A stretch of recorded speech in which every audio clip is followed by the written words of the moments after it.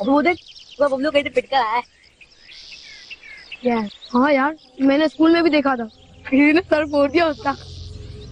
अबे बहुत बड़ा मारा था। हाँ, निकाल जो इतनी सारी बरम। शेर पे सवा शेर भी होते हैं। अबे तुझे क्या लगता है किसने पिटाई की होगी अपने बबलू की? मोहल्ले में किसी ने की होगी, स्कूल में की होती तो जरूर चर्चा होती। स्कूल में शेर, मोहल्ले में ढेर। तेरी तो मजाक नहीं। क्या हो गया बबलू भाई? हाथ की मजाक नहीं, बिल्कुल भी नहीं। हम तो वैसे ही बात कर रहे थे, तू चाहे तो बदले में भी हमें कुछ कह दे, पर भाई पत्थर फेंक दे यार। शुक्र करो ये गुस्सा मैं तुम पे नहीं उतार रहा, क्योंकि ये गुस्सा मुझे किसी और पे उतारना है, वरना कल तुम लोग स्कूल आते ना तो सबके सर पे पट्टी बंदी होती। समझे? तेरे को मना किया था, मैंने नहीं किया था। चल ना भाई। मम्मी बेटा रो क्यों रही हो? क्या हुआ? टीचर ने कुछ कहा है? टीचर ने क्या कहना है, मैं ही नालायक हूँ। आज टेस्ट में फेल हो गई। आपको पता है मैं जब भी टेस्ट याद करने बैठती हूँ मेरे दिमाग में बस यही चल रहा होता है, फलकबाजी का क्या होगा, पापा ने आपके साथ ऐसा क्यों किया, आपका क्या होगा। बेटा कोई ऐसी बात नहीं है।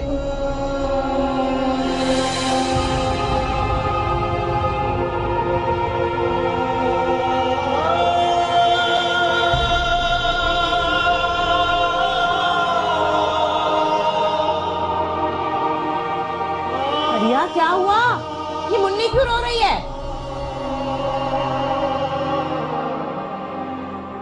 क्या बात है? अभी बस पढ़ाई में ध्यान नहीं लग रहा उसका, परेशान है तो वो फेल हो जाएगी इसलिए रो रही है। राहिल, राहिल, सामने आए, बात करने आया हूँ। मैं देखता हूँ। अरे अहमद बेटा, ये तू बोल रहा था? मैं जिसका बेटा हूँ उसकी जुबान पे ना ही मेरा नाम आता है और ना ही मेरा सामना करता है। हम मुझे अपनाने से डरते क्यों हैं? बुज़दिल आदमी। बाहर आओ, आराम से वहाँ बैठ के बात करते हैं। हाथ मत लगाए मुझे। और बाहर चल के बात क्यों करते हैं? यही बात करें ना। और इन सबके सामने क्यों नहीं बताते कि मैं आपका बेटा और मेरी माँ आपकी बीवी है? क्या बक रहा है ये? तो कुछ बोलता क्यों नहीं राही? ताले क्यों लग गए तेरी जबान पर? मेरी माँ को बहुत दुख दिया है आपने। हमेशा उनको रोते देखा है और आज भी रोती हैं।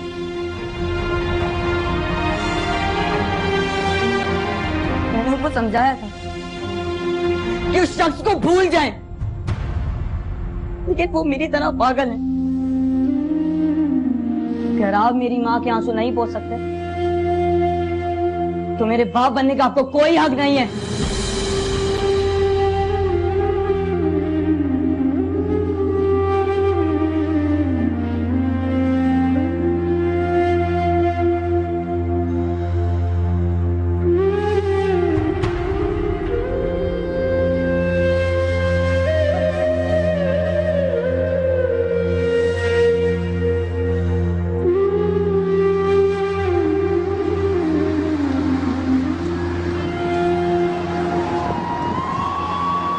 आज तक किसी की जरूरत नहीं कि इस चौखट पर आकर मुझसे ऊंची आवाज में बात करे, और ये बालिश का बच्चा जिसके अभी दूध के दांत नहीं निकले सबके सामने तुझे बाप कह गया और तू खामोशी से सुनता रहा। तेरी खामोशी से इसकी बातों की तारीफ तो हो गई, इस पे कोई बहस नहीं, लेकिन मैं तेरे मुंह से सब कुछ सच सुनना चाहती हूँ।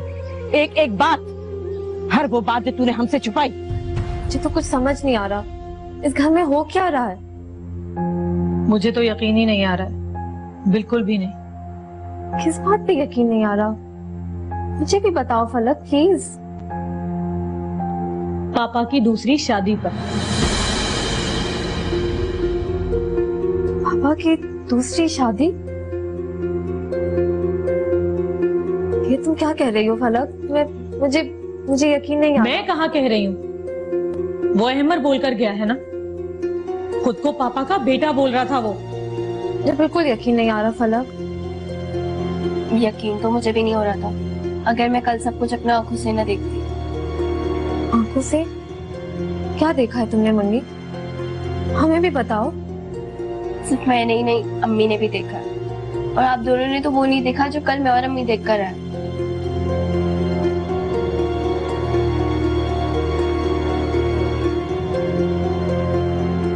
जो सच था वो सब आपको बता दिया। मुझे यकीन नहीं आ रहा, मुझे यकीन नहीं आ रहा कि तू मेरी औलाद है। इस कदर झूठा, धोखेबाज, बेईमान। अरे तो दूध पीता बच्चा था, तुझे नहीं पता चला कि ये चक्कर चल रहा है? ये कुर्बानी तेरे गले पड़ जाएगी। मैं तो तेरी शक्ल देखना नहीं चाहती। ये बैठी है तेरी बीवी, ये चाहे तो तुझे माफ कर दे, मगर तेरी शक्ल नहीं देखती। मैंने पूछा भी था मुन्नी से हॉस्पिटल में कल, तो उसने कुछ बताया ही नहीं। मैं क्या बताती? एक तो अम्मी ने भी मुझे मना किया था आप लोगों को बताने से, ऊपर से फलक बाजी हॉस्पिटलाइज हो गई थी। इस टेंशन ने सबको क्या आप शरीक करते हैं। मुन्नी इतनी टेंशन में है तो अम्मी का क्या हाल होगा? क्या होगा है ना बाजी, इस घर का क्या होगा, अम्मी का क्या होगा? जिस बच्चे में हम अपने भाई का अक्स देख रहे थे वही हमारा सौतेला निकला। मैं सोच भी नहीं सकती थी कभी। अम्मी, अम्मी, क्या बात है? खैरियत? आज स्कूल से आने में इतनी देर क्यों हो गई? मैं था आपके शौहर के घर पर। क्या? क्यों? उनको उनकी असलियत बताने के लिए। तुम क्या कह रहे हो? होश में तो हो? नहीं है वो मेरे अब्बू। जब वो हमारी जिम्मेदारी उठाने के लिए तैयार नहीं है तो क्यों बोलूं उनको अब्बू? बेटा वो जैसे भी हैं वो हैं तुम्हारे अब्बू, और तुम्हें कोई हक नहीं पहुंचता कि इस तरह से बात करो अपने अब्बू के बारे में। बताओ क्या कह कर आए हो वहां पे? बबलू, बबलू। मैं जानती हूँ इस तक तुम लोगों पर क्या गुजर रही है, लेकिन सबसे ज्यादा तकलीफ मुझे फरिया और बच्चों की। मैं तो जैसे तैसे अपनी जिंदगी के दिन पूरे कर रही हूँ, बस अब बुलावे का इंतजार है। फिक्र है तो तुम दोनों की और तुम्हारे बच्चों की। बड़ी मुश्किल से सब कुछ समेटा था। अब ये डर है कि कहीं बिखर ना जाए। राहील की गलती का ना हज़ाला हो सकता है और ना ही बदला जा सकता है। अब रोने पीटने से या एक दूसरे को इल्जाम देने से कोई फायदा नहीं। बेहतर यही होगा कि हम सब खामोश हो जाएं, अपनी जुबानें बंद कर लें और मोहल्ले वालों और जानने वालों किसी को भी कोई खबर ना होने दें। मुझे तो अभी यही मुनासिब लगता है, बाकी जो होगा देखा जाएगा। बहुत बुरा किया है तुमने। इस तरह सबके सामने उनको सुनाकर नहीं आना चाहिए था तुम्हें।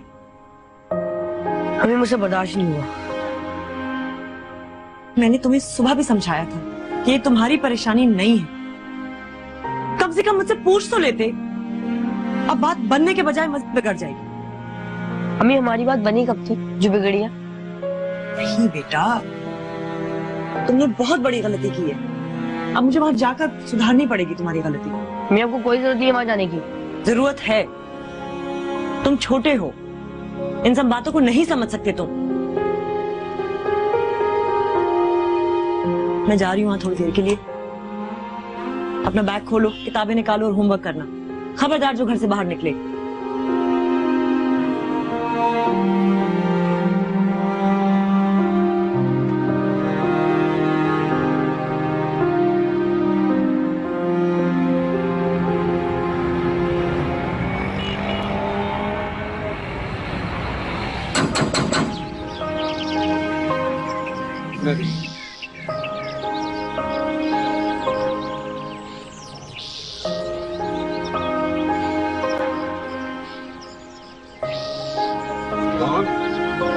मैं हूँ। अस्सलाम वालेकुम। सारा तुम यहाँ? हाँ वो मैं दरअसल वो पता चला ना। सारा तुम एक मिनट। सारा मेरे सारा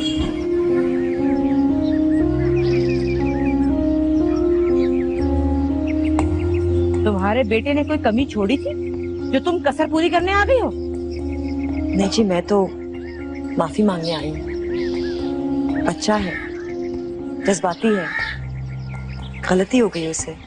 हाँ, तुम और तुम्हारा बच्चा बार बार आके हमें जो मर्जी कहते रहे और हम मुंह खोल के देखते रहे बस। अरे ये मजाक नहीं है। पहले आई थी मेहमान बनके, तुम्हारी इज्जत भी हुई, अब नहीं होगा ये। नहीं नहीं, मैं उस दिन भी जब आई थी तो इसी मकसद से आई थी कि आप सबको मेरे और राहिल के रिश्ते की सच्चाई बता सकूं। लेकिन बबलू यहाँ पहले से मौजूद था, इसलिए कुछ कह नहीं सकी। तो अब तो तुम्हारी करतूत पता चल गए हैं, अब मजीद क्या कहने आई हो? मैं समझती हूँ आप लोगों के लिए खबर कोई मामूली बात नहीं है और आप लोग बहुत गुस्से में हैं। यकीनन आप राहिल को भी कसूरवार समझ रहे होंगे, लेकिन मैं बताना चाह रही हूँ कि ये मजबूरी थी, मजबूरी के तहत ऐसा करना पड़ा। प्लीज मेरी आपसे मिन्नत है, गुजारिश है कि अपने दिल में कुछ जगह दे दें, अपनी फैमिली का हिस्सा बना लें। बच्चा क्या है इस फैमिली में जिसका हिस्सा बनने आई हैं आप? फैमिली का हिस्सा बनने आई हैं या जख्मों पे नमक छिड़कने आई हैं? सारे जख्म भर जाएंगे। मैं वादा करती हूँ कि मेरे और मेरे बेटे की तरफ से आप लोगों को इतनी मोहब्बत मिलेगी कि कोई शिकायत बाकी नहीं रहेगी। आप एक बार हमें अपनी फैमिली का हिस्सा बना दें। इससे पहले कि कोई नाजेबा अल्फाज मेरे मुंह से निकले, तुम्हारे लिए यही बेहतर होगा कि यहाँ से चली जाओ। खुदा के लिए ऐसा मत करें। आप बड़े हैं, बुजुर्ग हैं। मैं मानती हूँ मुझसे गलती हुई है, लेकिन इसकी इतनी बड़ी सजा तो मत दें। मैं आपके आगे हाथ जोड़ती हूँ। मैं फरिया के भी पांव पड़ जाऊंगी। मैं आपके बेटे के निकाह में हूँ और मेरा बच्चा भी आप लोगों का ही खून है। प्लीज हमें एक मौका दें, अपने दिल में थोड़ी सी जगह दे दें। फरिया बहन, मैं आपसे भी माफी मांगती हूँ। मैं वादा करती हूँ बहनों से बढ़ के प्यार दूंगी आपको। प्लीज एक मौका तो दे दें। लगता है तुम्हें शराफत की जबान समझ में नहीं आती। किस हैसियत से दिलों में जगह बनाने आई हो तुम? पहले अपना किरदार तो देख लो। आज से 12 साल पहले ये जानते बूझते हुए कि मेरा बेटा शादीशुदा है, तुमने उसे अपने जाल में फंसाया। ये है तुम्हारा किरदार। वो तो था ही हमदर्द, लोगों के लिए कुर्बानी देने वाला। उसकी रहमदिली से फायदा उठाकर तुमने उसका घर बर्बाद किया। ये है तुम्हारा किरदार। अरे तुम जैसी औरत जिसने बीवी से उसका शौहर और बच्चों से उनका बाप छीना है, बहन के काबिल नहीं, कोड़े खाने के काबिल हो। इससे पहले कि मैं अपनी जबान संभाल ना सकूं, निकल जाओ, दफा हो जाओ। दुख है चोरों जैसे होते, बंद खिड़की से आए, अंदर कितने दुख जलते हैं, अब आंसू पी जाए। हर एक दर्द की किस्मत में है, कब आसानी होती। मैं पापन अब रोते रोते किस आंचल में सोती।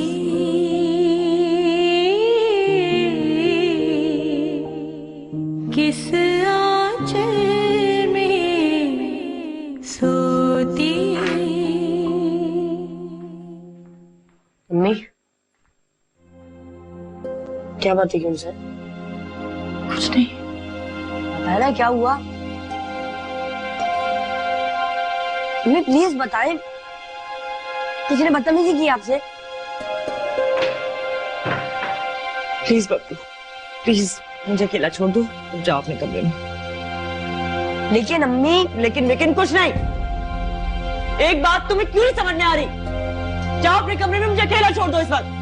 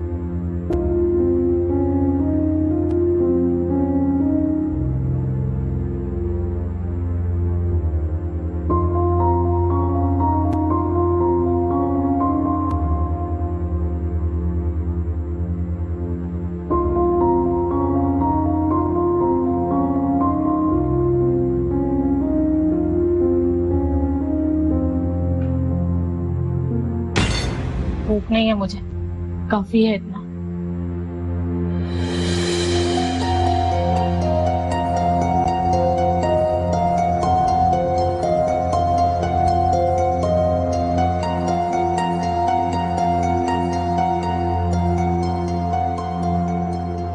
मैं सिर्फ आपसे ये पूछ रहा हूँ कि वहाँ पर क्या हुआ था?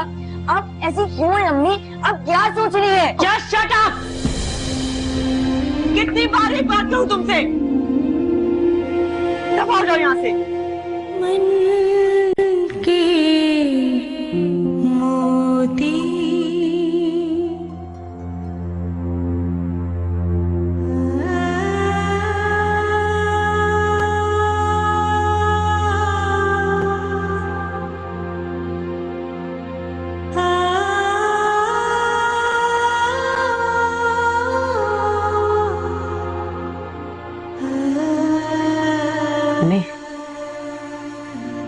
मैं खाना खाना दिल नहीं चाह रहा बेटा। दिल चाहे ना चाहे खाना तो खाना पड़ेगा, ये आप ही कहती है। भूख नहीं है मुझे। ठीक है, मत कर खाना, मैं भी नहीं खा रहा। क्यों जिद कर रहे हो? जिद क्यों? आपको पता है ना मैं आपके बगैर नहीं खाता। अच्छा रुको रुको,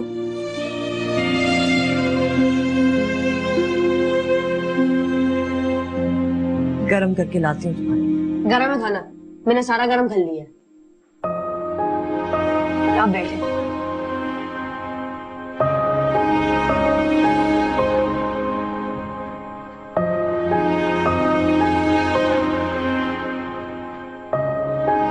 डालो। आप डालो।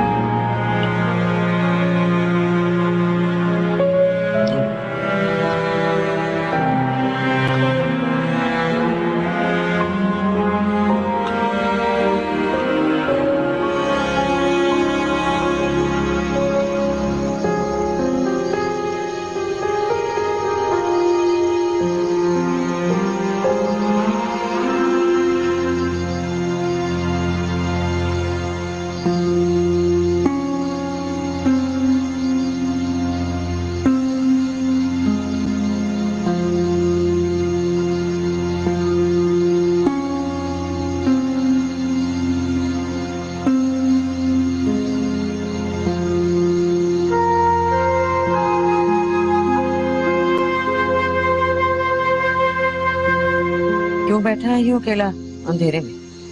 कैसे अंदर? क्या मुंह लेकर? ना आपको फेस कर सकता हूँ, ना ही फरिया को, और ना ही अपने बच्चों को।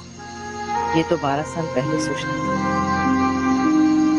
कि किसी को कुएं से निकालने की बजाय तो खुद कुएं में गिर रहा है।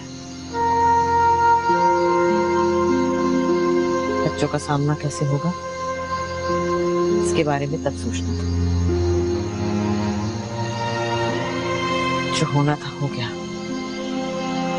बच्चों से दूर रहेगा तो और दूरी होगी। मुझे उनके साथ रहना चाहिए। वैसे भी ये मामला इतनी जल्दी तो सुधरने वाला नहीं, थोड़ा वक्त लगेगा। चलिए बहादुर बनो, अंदर आ। आता हूँ बस।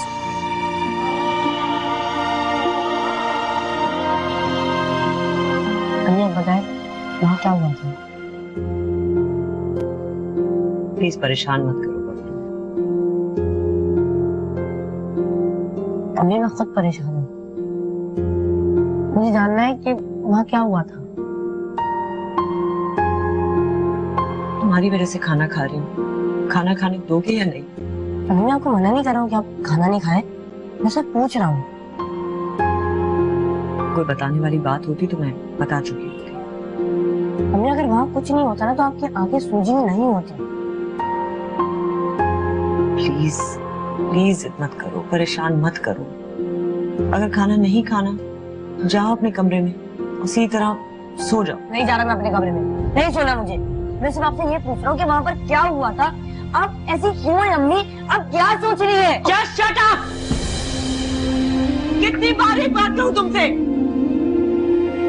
दफा हो जाओ यहाँ से, मुझे नहीं देखनी तुम्हारी शक्ल। जाओ।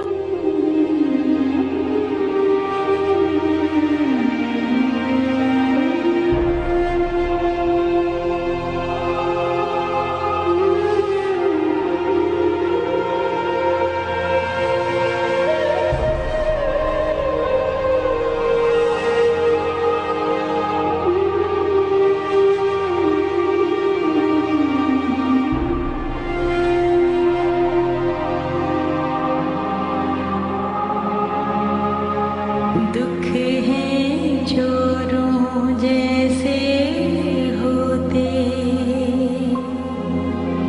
बंद खिड़की से आए,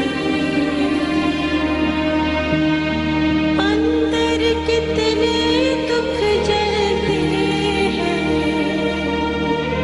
अब आंसू पी जाए।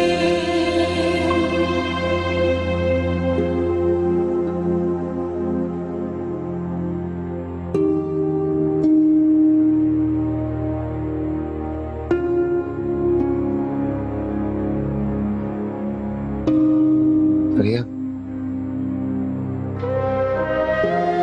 बहुत हिम्मत जमा करके तुमसे बात करनी है।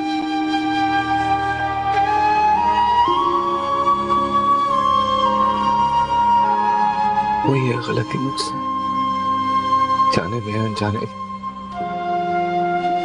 हुई है।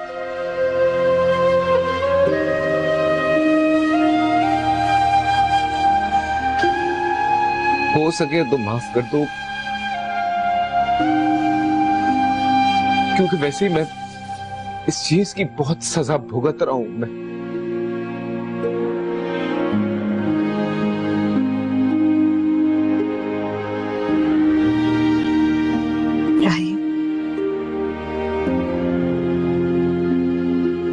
कई साल पहले इस घर पे एक कयामत टूटी थी,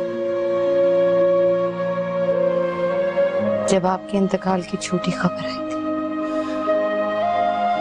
और मुझे ऐसे लगा था कि मैं अब आपको जिंदगी में कभी दोबारा नहीं देख सकूंगी। लेकिन तब भी आप मेरे दिल के बहुत करीब थे। मैंने जब चाहा आपको महसूस किया, जब चाहा आपको देखा। लेकिन आज मैं और आप कायनात के दो कोनों पे जाके खड़े हो गए, एक पे आप, एक पे मैं, और हमारे बीच सारे आसमान और जमीन आ गई। और ये फासला मैं शायद कभी तय ना कर पाऊं।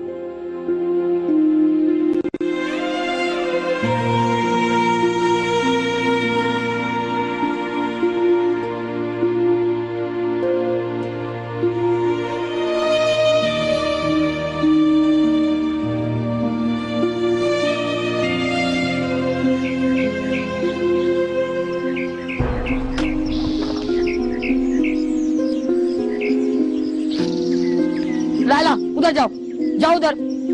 लायला उधर जाओ। लायला प्लीज चली जाओ।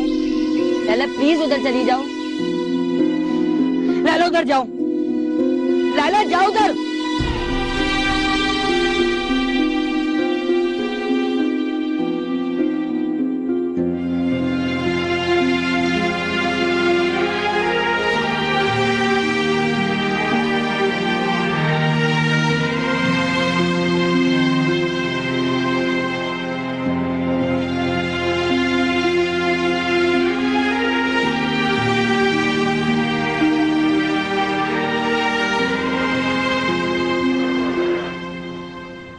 कैसी तबीयत है तेरी?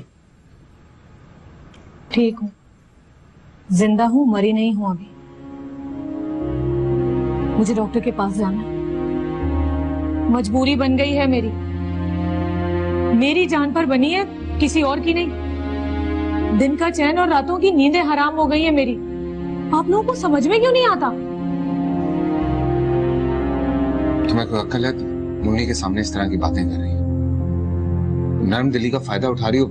आइंदा अगर इस तरह से तुमने किसी के सामने भी कोई बात की ना तो मुझसे बुरा कोई नहीं होगा। आपकी नर्म दिली का फायदा उठा रही हूँ मैं? आपके किए की सजा भुगत रही हूँ मैं पापा। आज से 12 साल पहले आप भी तो एक औरत के साथ खेल खेल कर उसे नजरअंदाज करते हुए आगे बढ़ गए। आज वो एक बच्चे की माँ होकर अपनी और अपने बच्चे की पहचान मांग रही है।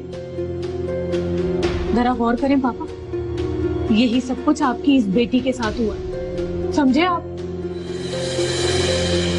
बबलू,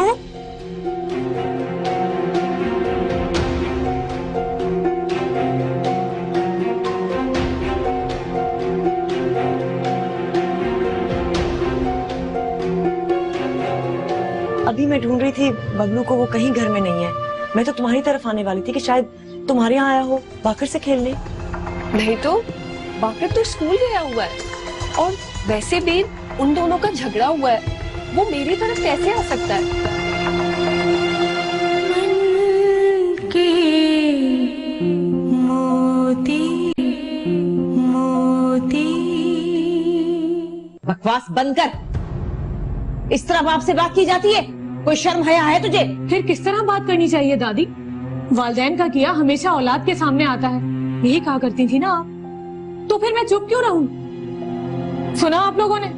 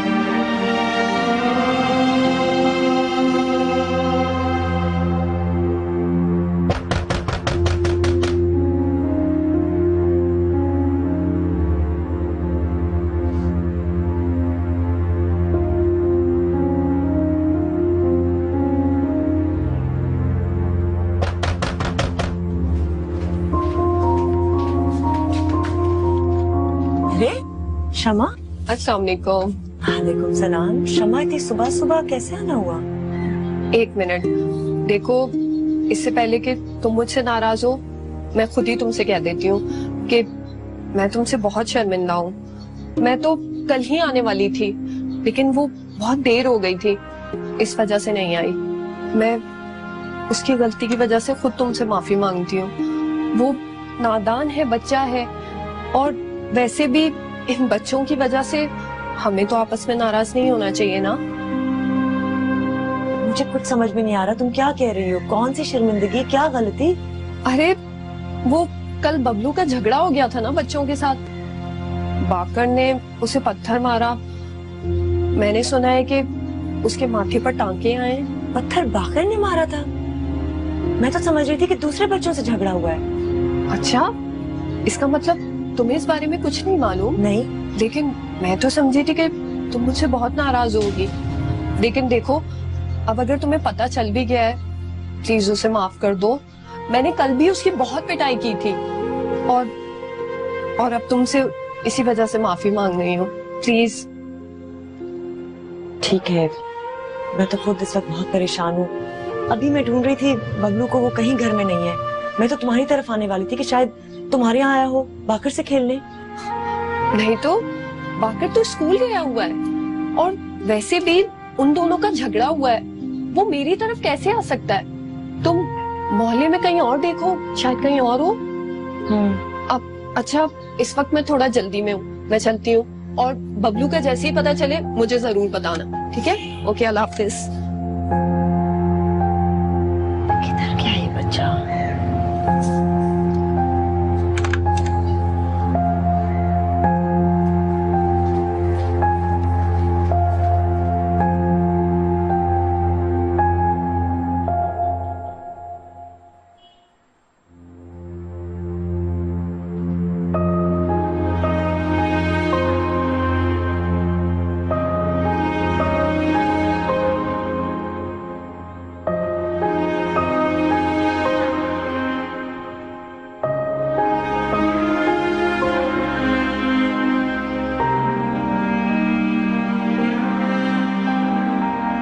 फरिया, अम्मी चाहिए था? नहीं बेटा, मैं तुझसे बात करने आई थी। कहिए। खुद को संभाल बेटे, मुझे तेरे दुख का अंदाजा है बेटा। मैं भी एक औरत हूँ।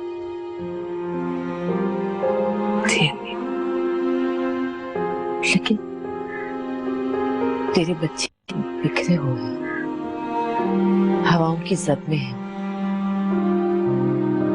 तू खुद को संभालने की कोशिश कर। नहीं हो रहा अम्मी मुझसे, इस बार नहीं हो रहा, हो ही नहीं रहा। बेटा देख, राहील की गलती की सजा बच्चों को ना दे। तू मुन्नी अभी बहुत छोटी है और फलक को तो तुझे देख ही लिया है कितनी पागल। इस वक्त उसे एक माँ की जरूरत है। अपने घर को संभाल बच्चे। कौन से बच्चे अम्मी, कौन सा शौहर, कौन सा घर? वो घर जिसके लिए मैं सारी जिंदगी लड़ती रही, वो घर तो मेरा कभी था ही नहीं, बटा हुआ था। मुझे तो आज ये एहसास हुआ है कि मुझे ख्वाब देखने का कोई हक ही नहीं था, कभी नहीं था।